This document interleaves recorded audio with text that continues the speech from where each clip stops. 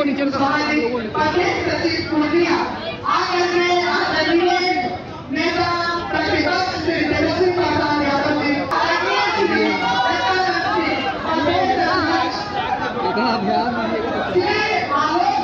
को जगाने का काम करना है।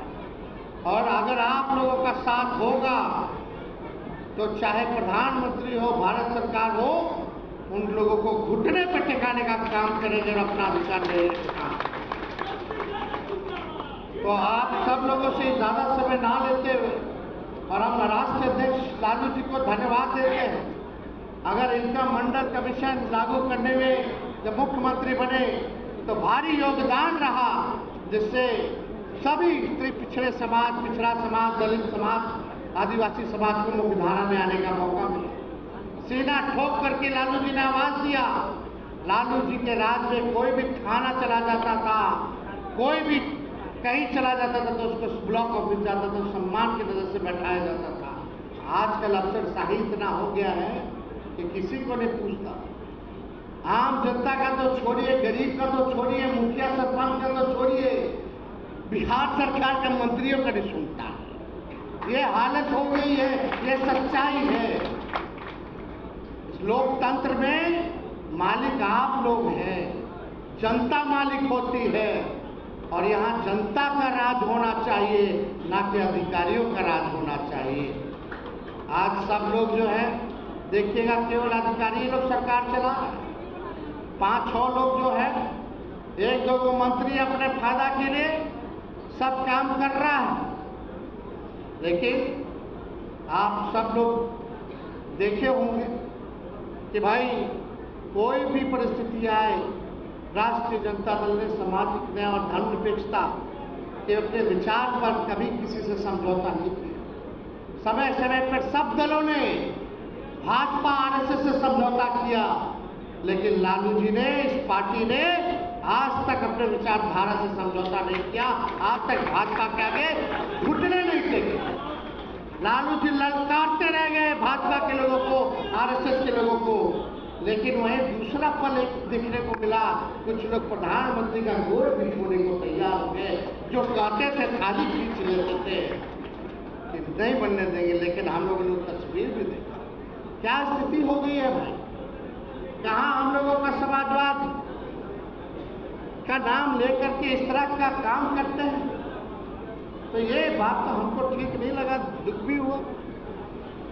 खैर जो भी थे, खैर आप लोगों से हम यही कहना चाहते हैं, ये लड़ाई हम लोग लड़ेंगे और इस लड़ाई को हम लोग आगे बढ़ाएंगे।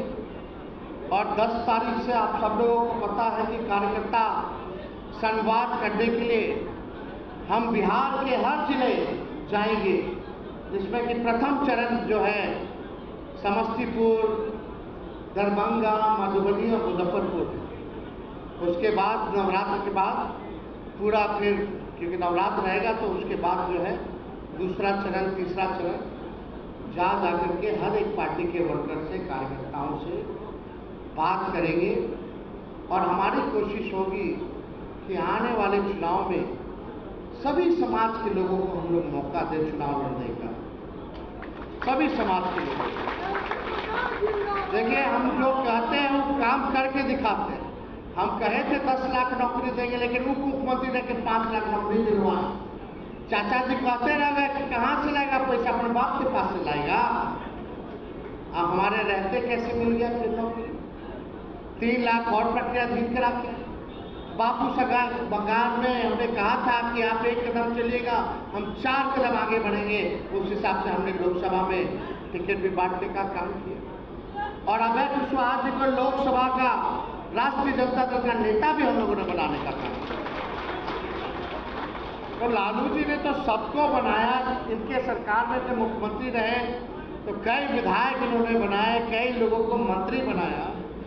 लेकिन कुछ लोग स्वार्थ के लिए बदनाम करते रह गए। अब हम सब लोगों को गोलबंद होने की जरूरत है। अब यादव भाई या कुशवाहा भाई में लड़ाई नहीं होगा, एक भाई बन करके अधिकार और पिछड़ा समाज को, अति पिछड़ा समाज को, दलित अल्पसंख्यक समाज को दिलाने का काम करेगा। तो आप लोगों का इस लड़ाई में साथ है कि नहीं, हाथ उठा करके बताने का काम कीजिए। और अंत में हम अपना बात को खत्म करेंगे। मेरे साथ नारा लगाइएगा, जगदेव बाबू अमर रहे, जगदेव बाबू अमर रहे। हम लोग मांग भी करते हैं कि जगदेव बाबू जी को भारत रत्न दिलाया जाए।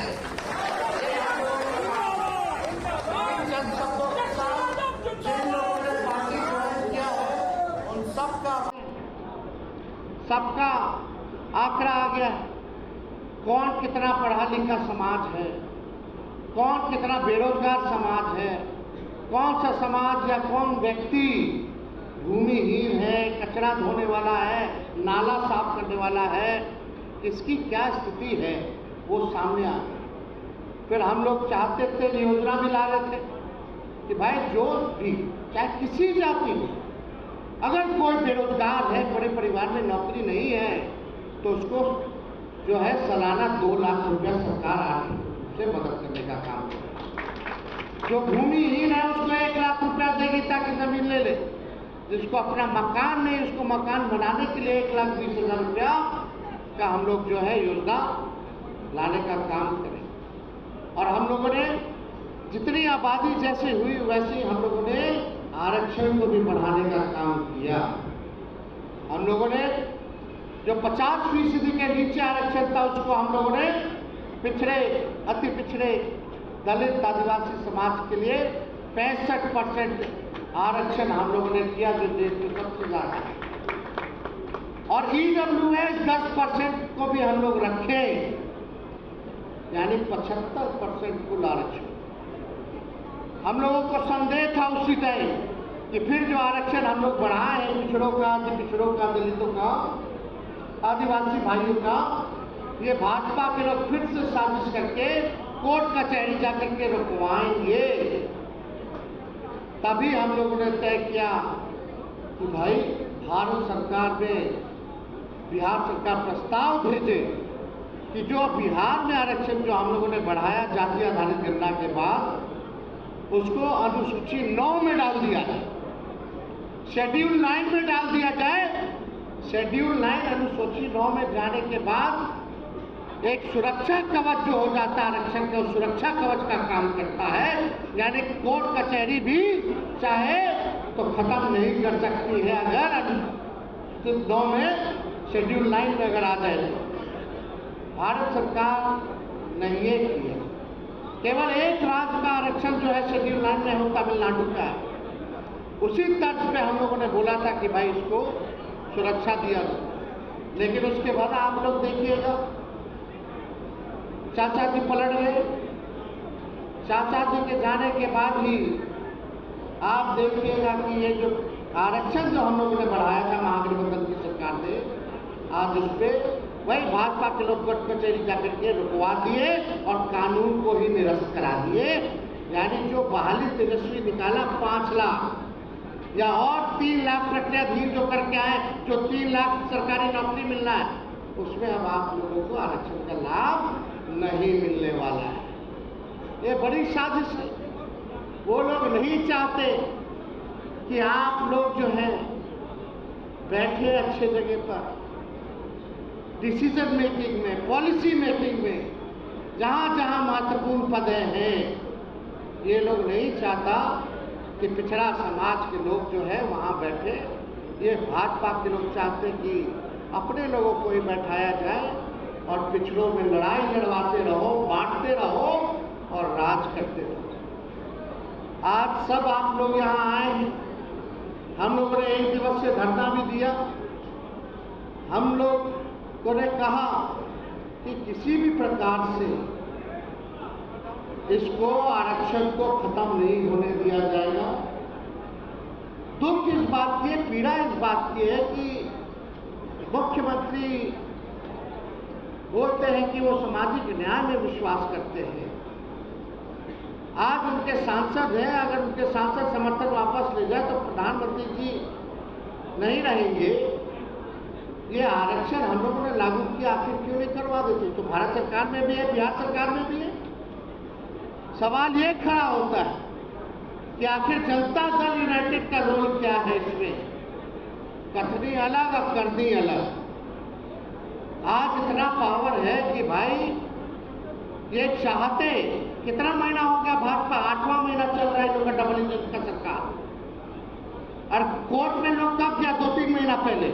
अगर इनके मन पाक था, साफ था, तो ये लोग पहले ही कोर्ट में जाने से पहले ही शेड्यूल लाइन में आरक्षण को डलवा देते, ताकि जितना सरकारी नौकरी होगा, आरक्षण होगा या शिक्षा संस्थानों में एडमिशन होगा, उसमें पिछड़े अति पिछड़े दलितों का लाभ होता, आदिवासी भाइयों का लाभ। लेकिन नहीं किया ये लोग। और आज आप लोगों को यही कहने आए हैं कि इस लड़ाई को हम लोग छोड़ने वाले नहीं, चाहे जितना हम लोगों को गाली देना हो, बदनाम करना हो, आपकी लड़ाई को तेजस्वी या लालू जी और राष्ट्रीय जनता दल लड़ने का काम करेगा। ये कोई अकेले मेरी लड़ाई नहीं है, एक व्यक्ति की लड़ाई नहीं है, ये पूरे समाज की लड़ाई है। यही जगदेव बाबू कहते थे, जिसकी जितनी संख्या भारी उसकी उतनी हिस्सेदारी। आज के दिन तो कम से कम अपना हिस्सेदारी लेने के लिए हम लोगों को खड़ा रहने की जरूरत है, लड़ाई लड़ने की जरूरत है। जो सोवत है वो खोवत है। समाज सोया रहेगा, सड़कें सुनी रहेंगी, तो आपका अधिकार वो लोग छीनते रहेंगे, बेईमानी करते रहेंगे। जो सदियों से मलाई खाते रहते थे, वो आपको मलाई छीन करके तो खैबे करेंगे, मट्ठा भी नहीं दे देंगे आपको पीने के लिए। ये हकीकत है। आज आप सब लोगों को जागरूक होने की जरूरत है। खास तौर पे जो नए समाज, जो नए लोग हैं, उनको जगाने की जरूरत है, क्योंकि लाभ उन्हीं को होने वाला है। सरकारी नौकरी भी उसी का, पढ़ाई स्कूल कॉलेज में एडमिशन भी उसी का, हर चीज में उसी को फायदा होने वाला है। तो अपने लोगों को जगाने का काम करना है। और अगर आप लोगों का साथ होगा तो चाहे प्रधानमंत्री हो, भारत सरकार हो, उन लोगों को घुटने पर टिकाने का काम करेंगे और अपना अधिकार लेने का काम। तो आप सब लोगों से ज्यादा समय ना लेते हुए, और हम राष्ट्रीय अध्यक्ष लालू जी को धन्यवाद देते हैं। अगर इनका मंडल कमीशन लागू करने में जब मुख्यमंत्री बने तो भारी योगदान रहा, जिससे सभी पिछड़े समाज, पिछड़ा समाज, दलित